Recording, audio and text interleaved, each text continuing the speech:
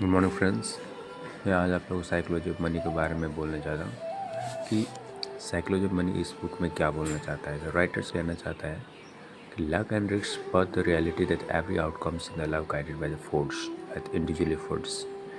Luck और reality में फ़र्क ये कि चीज़ों को समझना बहुत ज़रूरी है। इक्वालिटी, डिसिप्लिन और habits.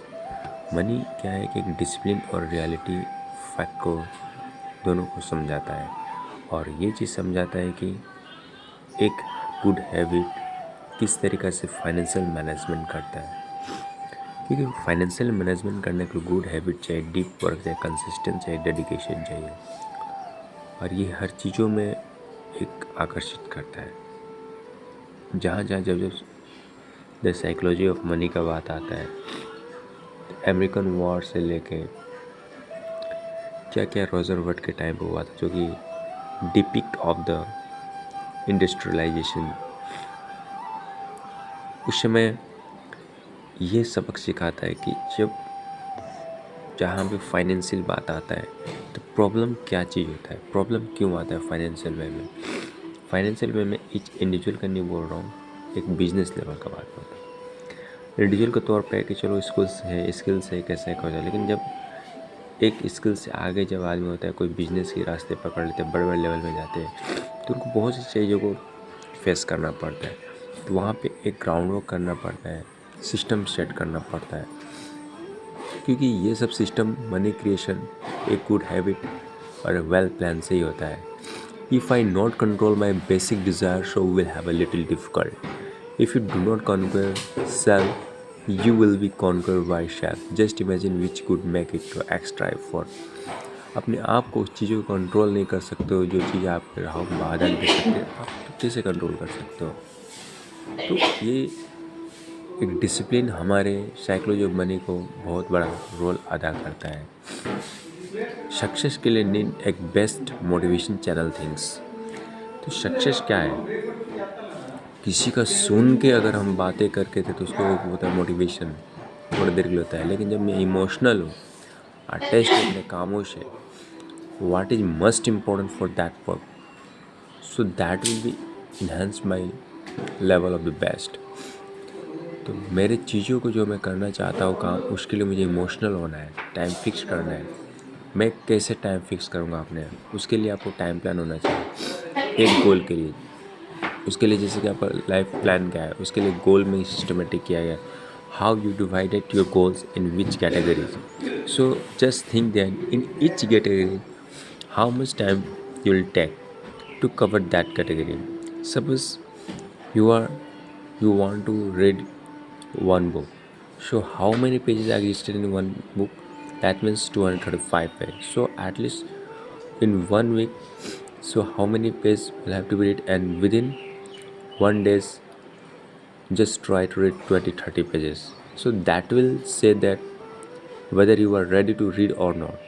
If you are success to read that much of page, that means you will succeed to cover one book, and that book will enhance your efficiency level, which say that whether you will succeed on your work or not.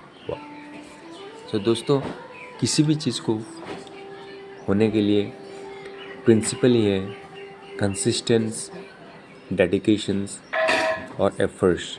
ये चीज़ होना है तब जाकर एक emotional बन जाता है, और इमोशनल होने से मोटिवेशन अपने आप बन जाता है। The principle is that you must not fool yourself. Principle ये नहीं है कि मतलब ये कि अपने आप को फूल मत बने दो, क्योंकि किसी ने सख्त ने कहा है कि हम इंसान एक फूल बनने के लायक हैं, तो इसे फूल बनना नहीं चाहिए, क्योंकि ईगो, घमंड, ये सब चीज़ जैसे ही उस रास्ते पे चलेंगे सब एक अट्रैक्ट आता है, मैग्नेटिज्म आता है। तो कैसे डिस्ट्रैक्ट होना उस चीज़ों को, अट्रैक्ट होना किस चीज़ों को, ये हमें सोचनी पड़े। If ego is a voice of tells we are better than we are really, we have to go in habits. तो ये छोटे छोटे हैबिट्स को हमें सुधारना बहुत ज़रूरी है।